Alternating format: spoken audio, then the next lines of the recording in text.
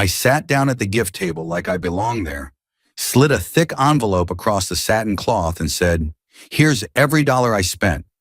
If you want your real dad so bad, ask him to pay the rest." The room went dead silent. "My name is Tom Halverson. I'm 56 years old, born and raised in Cedar Falls, Iowa, the kind of town where folks still wave even if they don't remember your name, and where you can't sneeze without somebody's cousin hearing about it by supper." That night started like any other cold Midwestern evening in late February. Gray sky, dirty piles of snow shoved up against curbs, the kind of damp chill that crawls up your pant legs and settles in your knees. I'd left the job site a little early, washed up in the shop bathroom with industrial soap that never quite gets the smell of metal and dust out of your hands, and put on my nice clothes. For me, that meant a clean button-up shirt, dark jeans without paint stains, and my good boots. I was supposed to be heading to my stepdaughter Rachel's engagement party. Rachel is 28, smart, pretty sharp as a tack when she wants to be. I've been in her life since she was 16, 12 years. Long enough that people in town say, "That's your girl," and I nod like it's true because for a long time it felt true. The party was at a church hall over in Waterloo. Not fancy, but nice. White folding chairs, a stage with a battered podium, a kitchen that always smells like coffee and casserole no matter what you cook in it. The kind of place you rent for baby showers and retirement parties, fish fries, and funeral lunches. I'd paid for the rental deposit, the catering, the band. I'd signed my name on every line like it meant something. I even had an expensive gift sitting right beside me in my truck, an engraved bracelet Rachel had hinted at, plus a card with a cash gift tucked inside. The bracelet was in a small velvet box, the kind you hold like it could break if you squeeze too hard. I stopped at Casey's first because I needed a minute. If you're from around here, you know Casey's isn't just a gas station. It's coffee and gossip, breakfast, pizza, warm air blasting when you walk in. That evening, the place smelled like pepperoni and melted cheese, and the floor mats by the door were soaked from slush. I didn't go inside. I just parked out front, hands on the steering wheel, watching the fluorescent lights buzz above the pumps. That's when my phone buzzed. A text from Rachel. "Don't come. My real father doesn't want you here." "No, Tom. No, please. No explanation." Just like that. For a second, I stared at the screen so long my eyes started to water. Not from crying, but from that stupid human thing where your body doesn't know what to do with shock. My throat went tight. I swallowed hard and tasted the cheap coffee I'd bought earlier that day. I read it again. "Don't come. My real father doesn't want you here." My real father. As if I was some kind of stand-in, a temporary piece of furniture you move out when the real one comes back into the room. My hands went numb on the wheel. I felt my heartbeat in my ears. Somewhere across the lot, a guy in a Carhartt jacket scraped ice off his windshield to sound like sandpaper on glass, and life just kept going. I wanted to call her. I wanted to drive straight to that hall and demand an answer. I wanted to march in there and say, "Excuse me, who paid for this party?" But I didn't. I've spent most of my life working with my hands fixing things for a living. HVAC work teaches you patience. You don't rage at a furnace. You troubleshoot. You breathe. You look for the real problem. So I sat there breathing through my nose, feeling the heat from the vents dry my knuckles. And then I made one call. Not to Rachel. Not to my wife, Diane. I called Cedar Valley Credit Union, where I've had my account since I was a kid, with my first summer job mowing lawns. A woman named Linda answered, older voice calm, probably somebody's grandma. "Cedar Valley Credit Union, this is Linda." "Hi, Linda," I said, and my voice surprised me. It sounded steady. Too steady. "This is Tom Halverson. I need to ask you something about a couple payments." "Of course, Tom," she said. "How can I help?" I stared out at the Casey's sign glowing red against the gray sky. If I authorized a deposit for an event, and I'm the one on the contract, what happens if I withdraw authorization for the final payment? There was a pause, and I could hear her fingers typing. "Well, Tom," she said carefully, "if the charge hasn't posted yet, we can place a stop payment or dispute future charges, depending on how it's set up. But I'd recommend you speak with the merchant as well. And I'm not trying to pry, but is everything all right?" I almost laughed. Not because it was funny, because it was so Iowa. People always want to help, but nobody wants to step where they don't belong. I swallowed again. "No," I said quietly. "No, it's not." Linda didn't rush me. She didn't fill the silence with nonsense. She just waited like someone who'd lived long enough to understand sometimes you need a breath. We can protect you from unauthorized charges, she finally said. But if your name is on the agreement, you'll want to make sure you're not opening yourself up to penalties. Do you have a copy of the contract? I do, I said. Okay, Linda said, voice gentle. Bring it in tomorrow morning if you can. We'll look at what's pending. And Tom, whatever's going on, you have a right to understand what you're paying for. When I hung up, my phone felt heavier in my hand. I should tell you right now I didn't make that call because I was planning some evil scheme.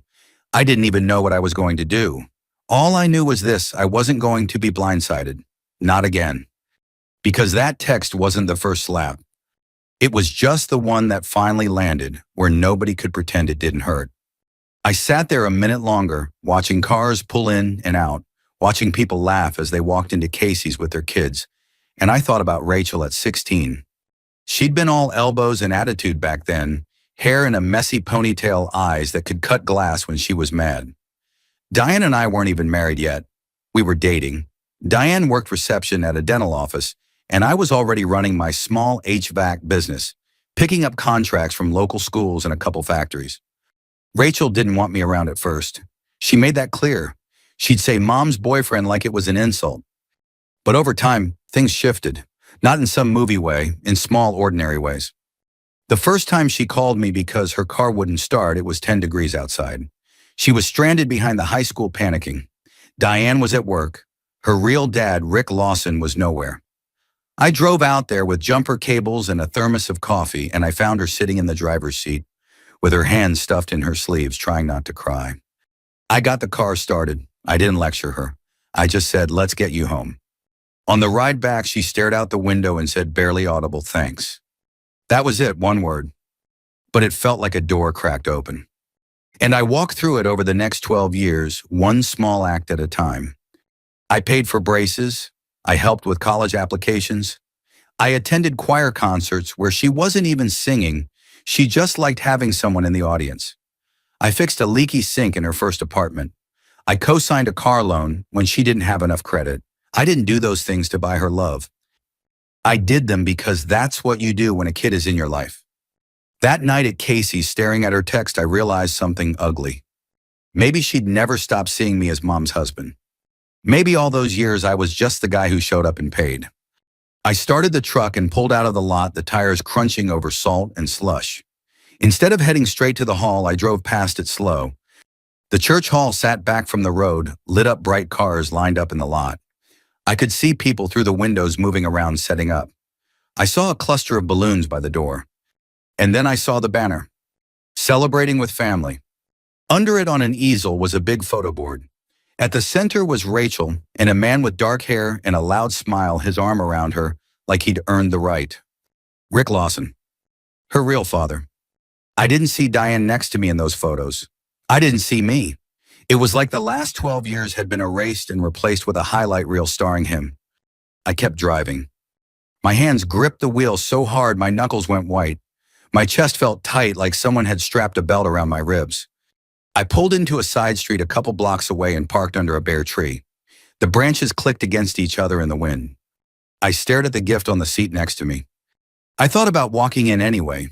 I thought about sitting quietly in the back. I thought about letting them ignore me and pretending I didn't care like I'd done before. But then I imagined Rachel's face if Rick pointed at me in front of everyone and said, "What's he doing here?" And I imagined the pitying looks, the whispers. And I realized something else. If I walked in there, I'd be agreeing to be the extra. So I didn't. Instead, I opened my phone and scrolled to Diane's name. My thumb hovered. I didn't want to fight over text messages. I didn't want her crying and saying I was overreacting. I didn't want to be told again to be the bigger person. I put the phone down. I sat there in my truck and listened to my own breathing. Then another text came through. From Diane. "Rick wants it this way. Please don't make this harder." That one hit worse than Rachel's. Because Diane knew what I'd done, what I'd given. She knew I paid for the hall, the food, the band. And she still chose his comfort over my dignity. I leaned my head back against the seat and closed my eyes. For the first time in a long time, I let myself feel it.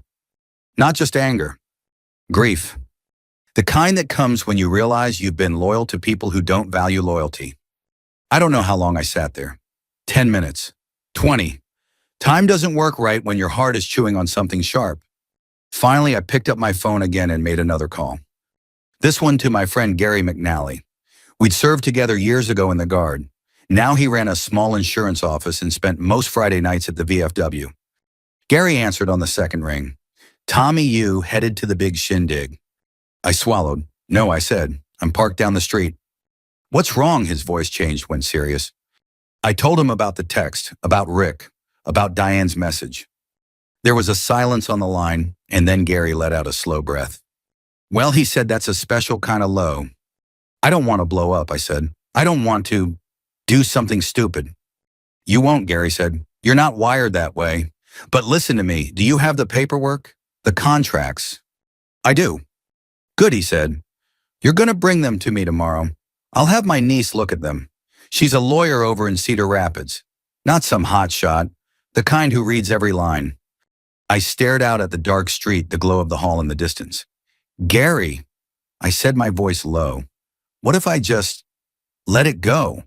What if I just pay and stay quiet like always? Gary snorted. Tom, you can be kind, you can be patient, but you're not a doormat unless you choose to be. That sentence stuck in my chest like a nail. I thanked him and hung up. Then I did something I didn't expect. I took the velvet box with the bracelet out of the bag, held it in my palm for a moment, and then set it back down like it weighed too much. I picked up the card with the cash and stared at the neat handwriting I'd practiced, so it didn't look like a contractor scrawling on a work order. Love you, proud of you, always here. I tore it in half. Not in a dramatic ripping frenzy. Just a clean, quiet tear. Then I put the gift back in the bag, started my truck, and drove home. The whole way the radio played some country song about forgiveness and family, and I turned it off because I couldn't stand the lie of it. When I pulled into my driveway, the porch light was on. Diane was inside. I could see her silhouette through the curtain. I sat there with the engine idling and thought, this is going to change everything. Because that night I didn't go to the party. But I didn't disappear either. I was done being the man who paid for the lie. And the next time they all stood in a room together, Rachel, Diane, Rick, and me, I was going to make sure the truth had a seat at the table. I didn't sleep much that night. I lay on my side staring at the dark outline of the dresser, listening to the furnace kick on and off the house, making its usual winter noises, pipes ticking the wind, whirring at the eaves. Diane slept facing away from me, her breathing steady. I wondered if she was relieved I hadn't shown up, or embarrassed, or if she'd already decided this was my fault somehow. Around 5:30, I gave up. I got out of bed quietly, pulled on a sweatshirt, and went to the kitchen. The coffee tasted burnt and weak, but I drank it anyway. Habit, comfort, something to hold on to. On the table, I laid out the contracts I'd pulled from my filing cabinet the night before. Church hall rental agreement, catering invoice, band contract, my name, my signature, over and over. I stared at them like they belonged to someone else. At 6:30, I drove into Cedar Falls proper, the sky still that dull pre-dawn blue. I parked outside Cedar Valley Credit Union, the same brick building I'd been walking into since I was a teenager, cashing paychecks from summer jobs. Linda recognized me right away. Morning, Tom, she said, smiling gently. Rough night. I gave a short laugh. You could say that. We sat in a small office with fake wood paneling and a framed picture of a cornfield on the wall. She went through the paperwork, slowly explaining things in plain language. You're protected from future charges if you revoke authorization, she said. But if services were already rendered, you'll want documentation. You're doing the right thing bringing this in. I nodded, but my mind kept drifting not to the party, not to Rick, but to Rachel. Because once you've been called dad in your heart, it's hard to just shut that off. Driving home, I passed the high school. The parking lot was full, students trudging inside with backpacks slung low shoulders, hunched against the cold. It hit me then harder than I expected. I remembered another winter morning years ago when Rachel was a senior. It had been 2 a.m, February again, the kind of cold that makes your teeth hurt. Rachel's car had broken down in our driveway the night before starter shot. She had an exam the next day she couldn't miss. Diane was asleep. Rick was nowhere as usual. I pulled on boots and went out to the garage with a space heater and a trouble light. Rachel sat on a folding chair near the workbench, wrapped in one of Diane's old coats, trying to stay awake.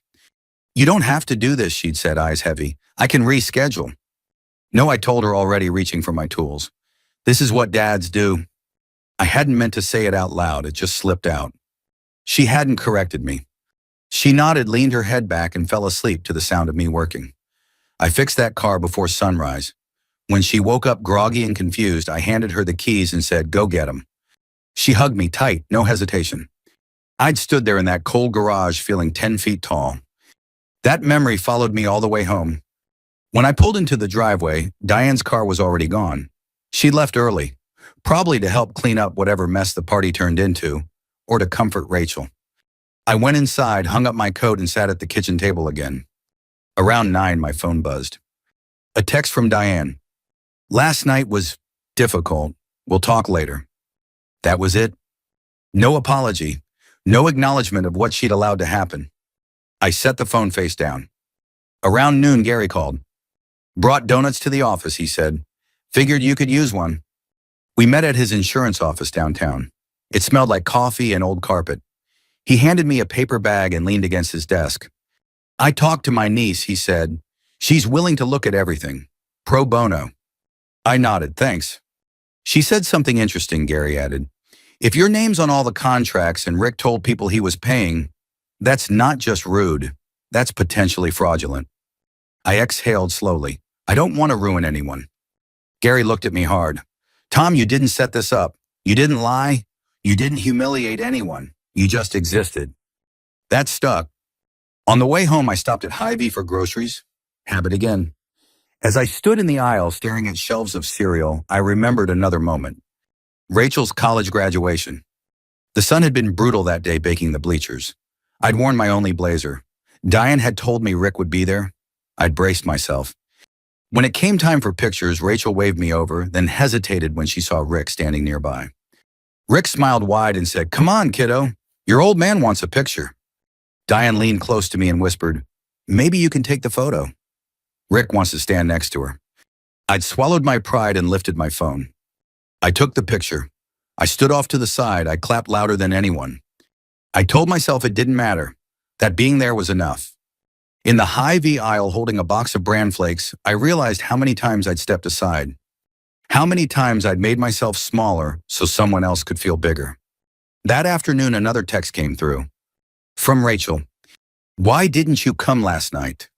I stared at the screen. I typed erased, typed again. "Because you told me not to." I didn't send it. Instead, I wrote, "We'll talk when you're ready." That evening, Diane finally came home. She looked exhausted, makeup smudged, eyes red. We sat across from each other at the kitchen table like strangers. "You embarrassed her," she said quietly. I laughed then, not kindly. I wasn't even there. "You could have fixed it," she said. "You could have just paid and let it go." I leaned forward. "Diane, I did let it go. For 12 years. She opened her mouth and closed it. "He's her father," she said finally. "And what am I asked?" She didn't answer. That silence told me everything. Later that night, as I lay awake again, I realized something important. This wasn't just about money. It was about being erased, about being convenient, about being useful only as long as I stayed quiet. And for the first time since Rachel was 16, I accepted a hard truth. Being there doesn't make you valued. Being quiet doesn't make you loved. The next time we were all in the same room together, I wasn't going to raise my voice. I wasn't going to beg. I was going to let the truth speak. By Thursday morning, the town already knew. That's how places like Cedar Falls work. You don't need Facebook. You don't need the news. All it takes is one person talking to another at a gas station, a hair salon, or over coffee at the diner on Main Street.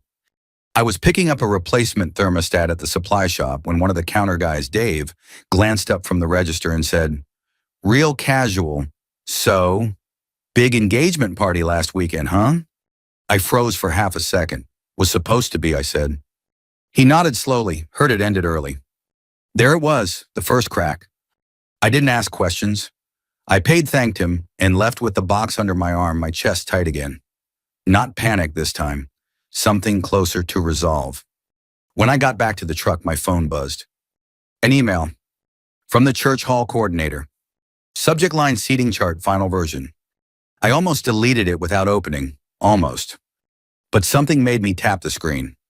The email was short and polite, the kind written by someone who's been doing this job a long time. Hi, Diane. Here's the final seating layout for tonight. Let me know if there are any last-minute changes. Best, Karen. Attached was a PDF. I opened it. Round tables numbered neatly, head table at the front. Names listed under each table. I scrolled. Rachel Lawson, Rick Lawson, Diane Halverson. I kept scrolling. No Tom. Not even tucked at some corner table. Not a typo, not an oversight.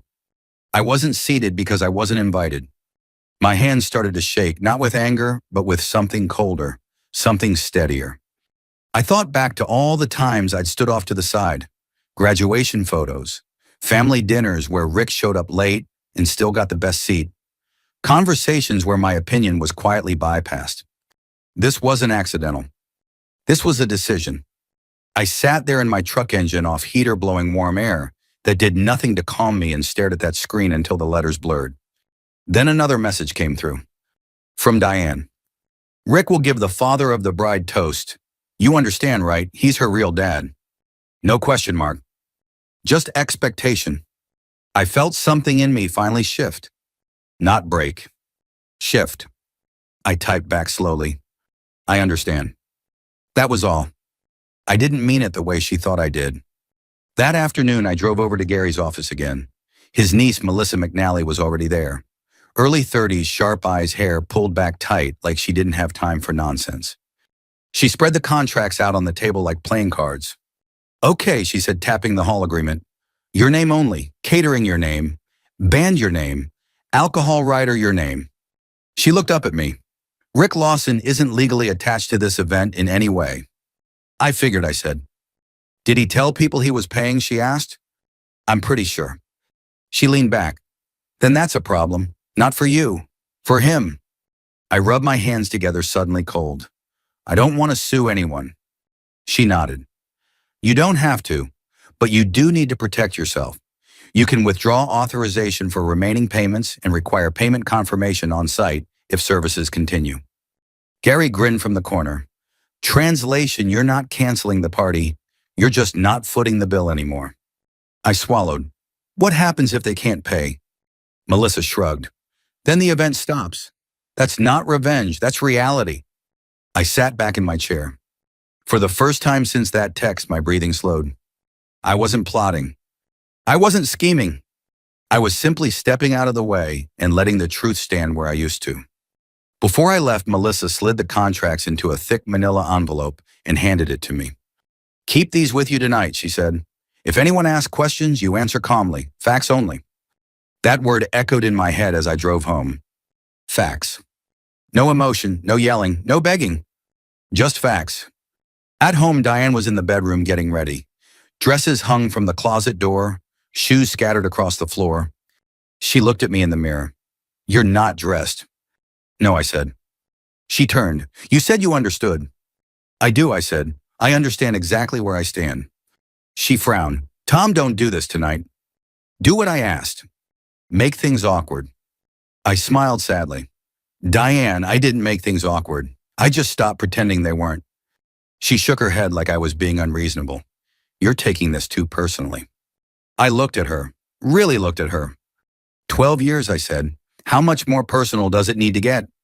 She didn't answer.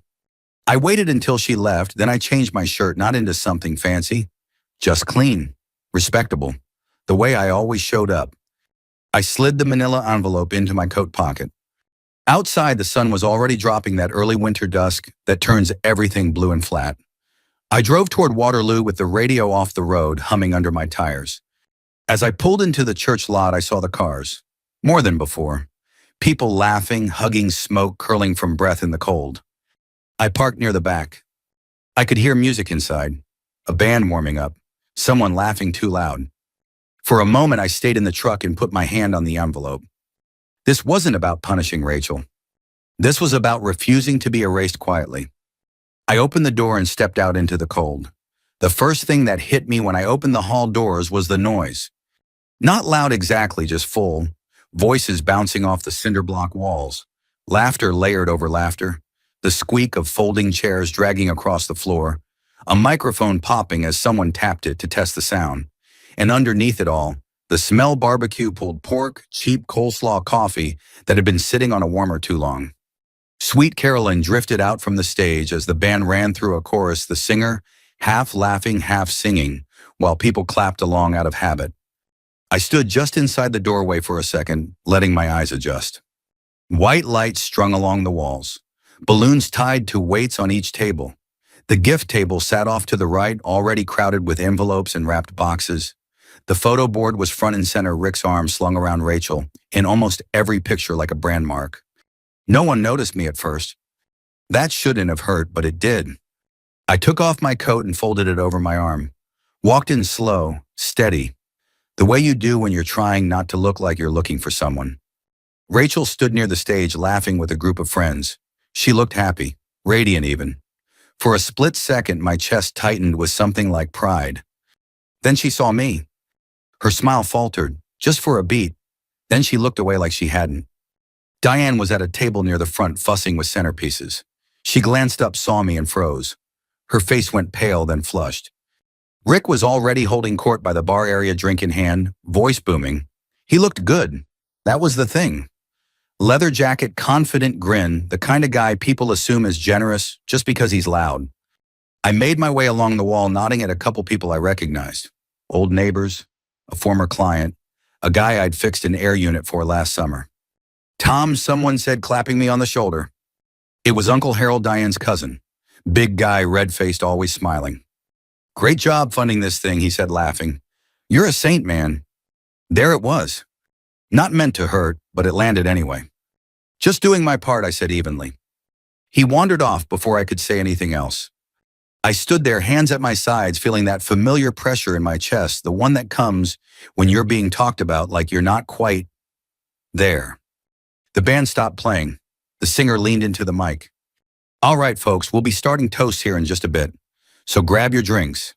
A few cheers went up. That's when Karen, the hall coordinator, spotted me.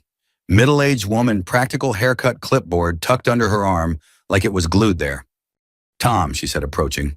Her voice was polite, but there was something cautious in her eyes. Can I speak with you for a moment? Of course, I said. We stepped aside near the kitchen doors. I just wanted to confirm, she said quietly. We're good on the final payment for the catering and the band overtime, correct? I met her gaze. I haven't authorized anything beyond what's already been paid. Her lips pressed together. I see. That's why I'm here, I added. If there are questions, I can answer them. She nodded slowly. All right, thank you. As she walked away, I felt a strange calm settle over me. Not relief. Clarity. The music kicked back up louder this time. People clapped, drinks clinked. Someone shouted, turn it up. I watched Rick throw an arm around Rachel and spin her halfway around like they were on a dance floor. She laughed, head thrown back. For a moment, I thought about the garage, about that winter night, about her asleep in that folding chair. I thought about leaving, but then I thought about the seating chart, about Diane's text, and I stayed. The band finished their song. The singer cleared his throat. All right, he said. We're going to get started with a few words from the family. Rick grabbed the mic before anyone else could. Hey, he said, raising his glass. Everybody listen up. The room quieted, that warm buzz settling into expectation. I just want to say, Rick began, slapping Rachel lightly on the shoulder, how proud I am of this girl right here. Being her dad has been the greatest honor of my life. My jaw tightened. She's always been my little girl, he continued, no matter what. And seeing her here tonight surrounded by family, well, that's what matters. People murmured approval. Someone wiped an eye. Rick lifted his glass. To family. Glasses clinked. I felt invisible. Then the bandleader leaned over to Karen and whispered something. Karen frowned, checked her clipboard, and scanned the room. Her eyes landed on me. She walked over again this time, with the catering lead close behind her. Tom, Karen said quietly but firmly, we need to clarify payment before continuing service. Rachel noticed then. She turned, saw Karen, saw me. Her face hardened. She marched across the floor, heels clicking sharp against linoleum. What's going on? She demanded. Karen gestured between us. There's a balance remaining. We need authorization. Rachel looked at me like I'd slapped her. You need to fix this, she said, loud enough for nearby tables to hear. Right now. The music stopped completely. Heads turned. I reached into my coat pocket and felt the envelope, thick, solid, real. I pulled it out. I walked over to the gift table, set it down gently, and slid it forward across the satin cloth. This, I said, voice calm as every dollar I've paid, every deposit, every invoice, my name, my signature. The room was silent now. I looked at Rachel. You wanted your real dad, I said evenly. He's right there. Ask him to cover the rest. Rick laughed nervously. Come on, Tom. Karen cut in. Sir, can you confirm payment? Rick's smile faltered. Well, I just need to make a call, he said, backing away. He didn't come back. People stared. Someone whispered I thought Rick was paying. Diane stood frozen, hands over her mouth. Rachel's face crumpled, not into tears, but into confusion. Shock. I picked up my coat. I didn't ruin this, I said quietly. I just stopped paying for the lie. Then I turned and walked out into the cold. The cold hit me like a slap when I pushed the hall doors open. February air, sharp and clean, burned my lungs for a second. Behind me, the music didn't start back up. No laughter followed, just a low, confused murmur leaking through the walls like a crowd unsure what it was allowed to feel.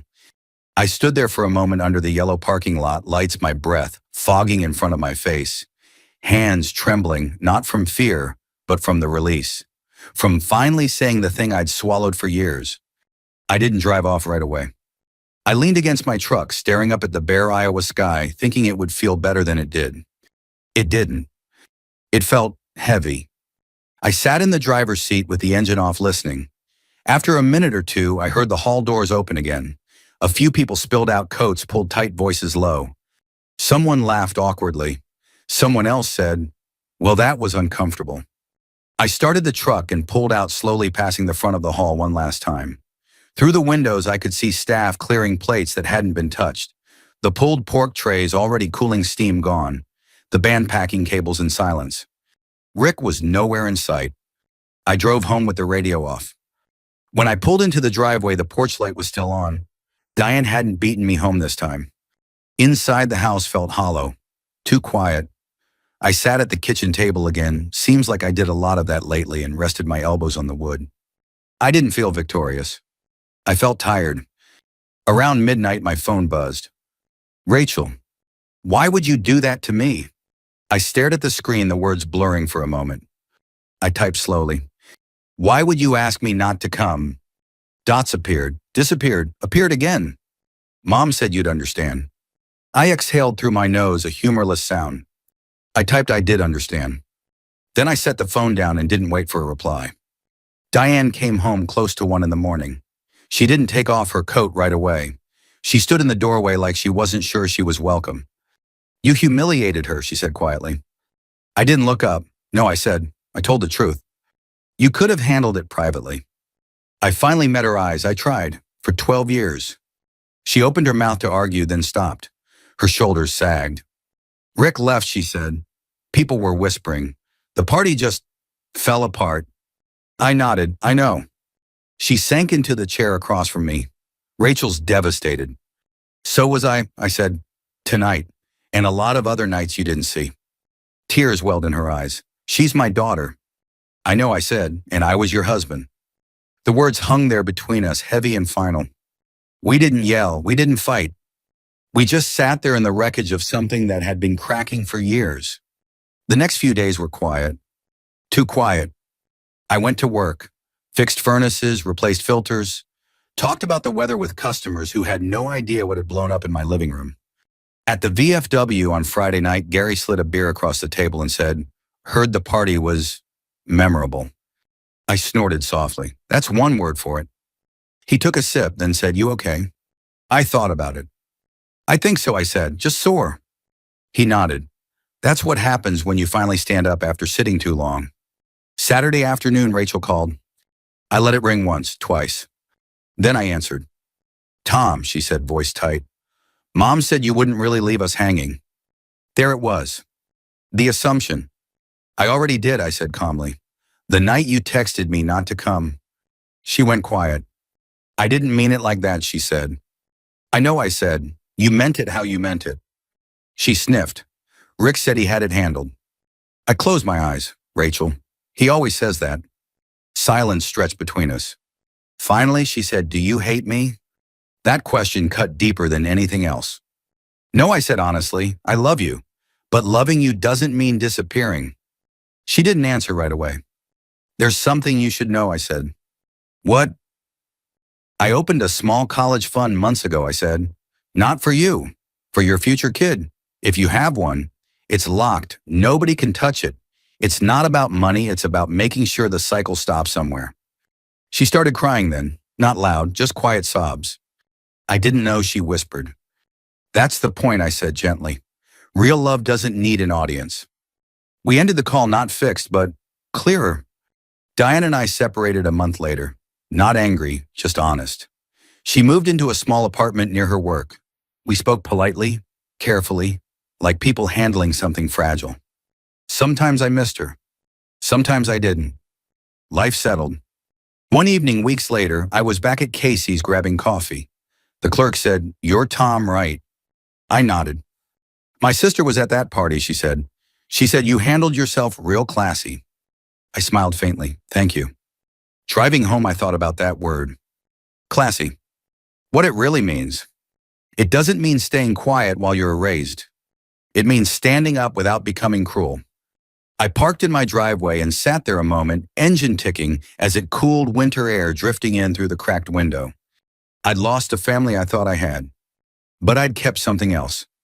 Myself. The house felt different once the dust settled. Not empty, just honest.